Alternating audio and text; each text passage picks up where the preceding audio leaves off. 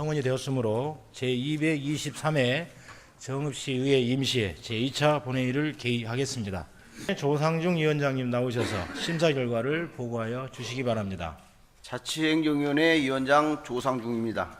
자치행정위원회에서 심사한 안건에 대하여 심사 결과를 보고 드리겠습니다. 제223회 정읍시의회 임시회 회기 중 우리 위원회에서 심사한 안건은 총 7건으로 5건의 안건은 원안 가결하였고 정읍시청 직장운동 경기부 설치 운영 조례 일부 개정 조례안은 심도 있는 검토가 필요하여 보류하였으며 정읍시 초등학교 생존 수영교육 지원 조례안은 부결하였습니다. 그럼 안건별 심사를 결과 보고 드리겠습니다. 먼저 정읍시 이통장 하부 조직 운영에 관한 조례 일부 개정 조례안입니다. 조례에서 명시하고 있는 이통장 교체 관한 규정을 지방자치법 시행령 제81조에 따라서 정읍시 이통장 임명에 관한 규칙에서 정하고자 이 조례에는 삭제하고 내용은 심사 결과 원안 가결하였습니다. 다음은 정읍시 시세 기본조례 전부 개정 조례안입니다. 지방세 기본법에서 지방세 징수법을 분리 개정하고 지방세 기본법은 전부 개정되어 시행됨에 따라서 상위법의 체계에 맞도록 전부 개정하는 내용으로 심사 결과 원안 가결하였습니다. 다음은 정읍시 시세징수 조례안입니다. 지방세 기본법에서 지방세 징수 및 체납 처분 분야가 지방세 징수법으로 분리 제정됨에 따라서 상위법의 체계에 맞도록 조례를 제정하는 내용으로 심사 결과 원안 가결하였습니다. 다음은 2017년 정기분 필야정 및 종합체육관 건립 부지 확보 공유재산 관리 계획안입니다.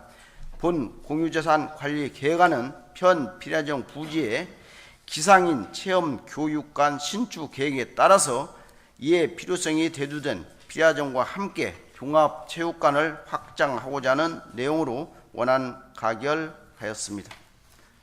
이상으로 우리 위원회 안건 심사 결과를 보고 드렸습니다. 사일정 제1항 정읍시 리통 반의 하부조직 운영에 관한 조례 일부 개정 조례안을 원안대로 의결하고자 하는데 이의 있습니까? 이의 없으므로 가결되었음을 선포합니다. 경제건설위원회 안길만 위원장님 나오셔서 심사 결과를 보고하여 주시기 바랍니다.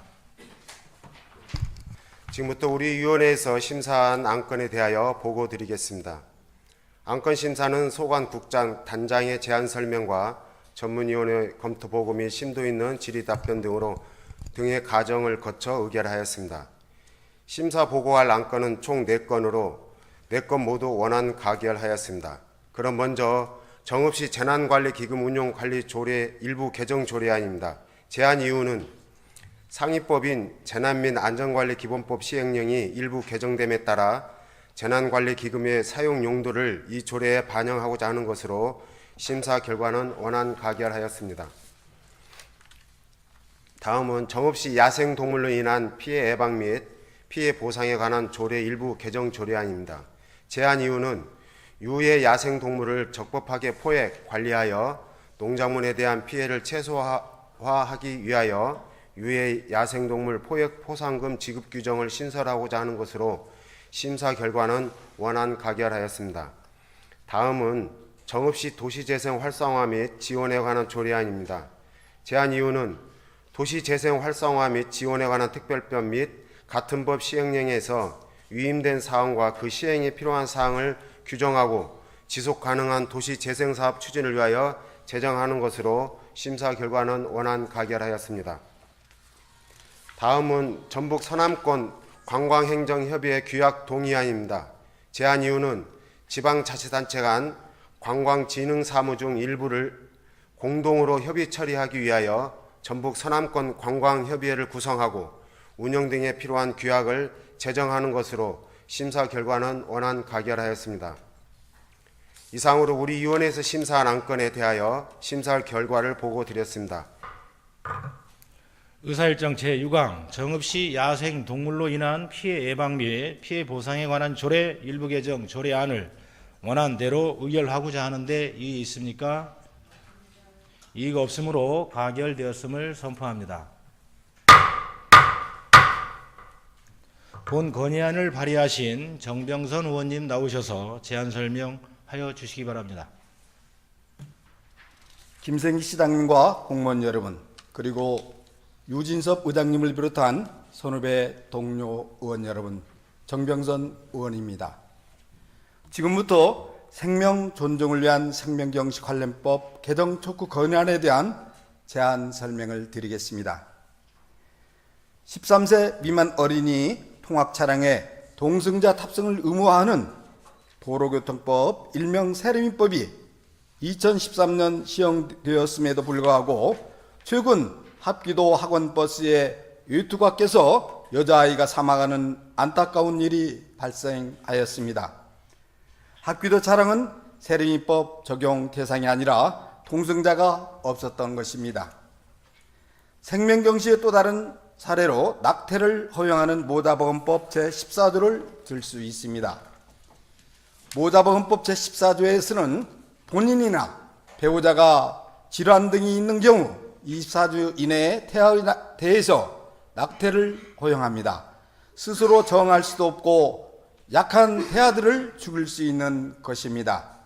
이에 도로교통법 일명 세르민법 적용 차량 확대 의무 위반 시 법적 제재를 강화할 것과 모자보건법 제14조를 삭제할 것을 촉구하는 내용입니다. 그럼 생명 존중을 위한 생명경시 관련법 개정 촉구 건의안을 낭독해 드리겠습니다. 생명 존중을 위한 생명경시 관련법 개정 촉구 건의안. 생명은 하나뿐이며 누구에게도 귀한 것입니다. 우리는 기억해야 할 것입니다. 생명은 단 하나밖에 가질 수 없다는 사실을, 그러기에 생명은 어마어마한 가치를 가지고 있다는 것을 말입니다. 생명을 소중하게 지켜 평화롭고 아름다운 사회를 만들기 위해서는 정부와 우리 모두가 함께 노력해야 할 부분이라 생각하며 생명 존중을 위한 생명경시 관련법 개정 내용에 대해 말씀드리겠습니다. 첫 번째, 도로교통법 일명 세르민법 적용 차량 확대와 의무 위반 시 법적 제재 강화입니다. 13세 미만 어린이 통학 차량에 동승자 탑승을 의무화하는 이른바 세르민법은 2013년 청주에서 4살 세림양이 통학버스에서 내려 지나가다가 통학버스에 치여 사망하는 안타까운 사고로 인해 만들어졌습니다. 이 법을 통해 어린이 통학버스 운전자 신고와 교사 동승을 의무화했습니다.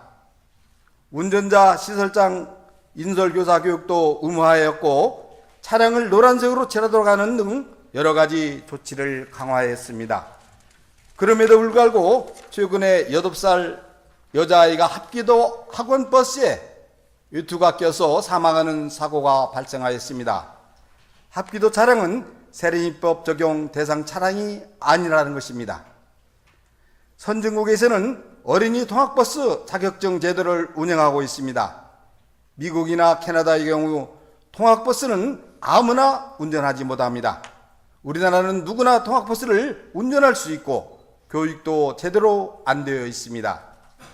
선진국은 어린이 통학버스 관련 법률을 위반하면 범칙금 $1,000, 하나 113만 원을 내거나 징역을 살아도 할 정도로 가혹하게 처벌하고 있습니다. 우리도 안전의 중요성을 교육하면서 동시에 강력한 법적 제재를 뒷받침해서 더는 어린이들이 사고로 목숨을 잃게 해서는 안 됩니다. 두 번째, 낙태 허용 모자보건법 제14조 삭제입니다. 2010년 보건복지부에서 실시한 인공 임신 중절 실태 조사 결과에 따르면 만 15세 이상 44세 이하의 가임기 여성 전체의 인공 임신 중절 건수는 16만 9천여 건이고 사유는 원치 않는 임신이 47%, 태아의 건강 문제 23%, 경제적으로 양육이 힘들어서가 23%를 차지합니다. 과거에는 태아를 인간으로 여기는 전통적 시각에 힘입어 낙태가 흔하게 발생하진 않아 법으로 규정할 필요가 없었습니다. 1953년 형법으로 처음 낙태죄를 규정하게 되었고 현재 형법 제269조와 270조에 낙태죄를 규정하고 있습니다. 하지만 1960년에서 70년대 가족교육은 산하 제한에 중점을 두고 진행돼 낙태를 공정연하게 부지켜 낙태죄를 사실상 사문화시켰습니다. 급기야 1973년 모자보건법을 제정하면서 낙태 허용 사유를 정했습니다. 낙태죄로 처벌받아야 하는 범위를 제한하는 법적 완화 조치입니다. 모자보건법 제14조에는 본인이나 배우자가 우생학적 또는 유전학적 정신장애나 신체질환 또는 전염성 질환이 있는 경우 등일 때 24주 이내 태아에 대한 인공 임신 중절 수술, 즉 낙태를 허용합니다. 스스로 저항할 수도 없고 약한 태아들을 죽일 수 있도록 하는 것으로 생명경시 풍조의 대표적인 사례가 아닐 수 없습니다.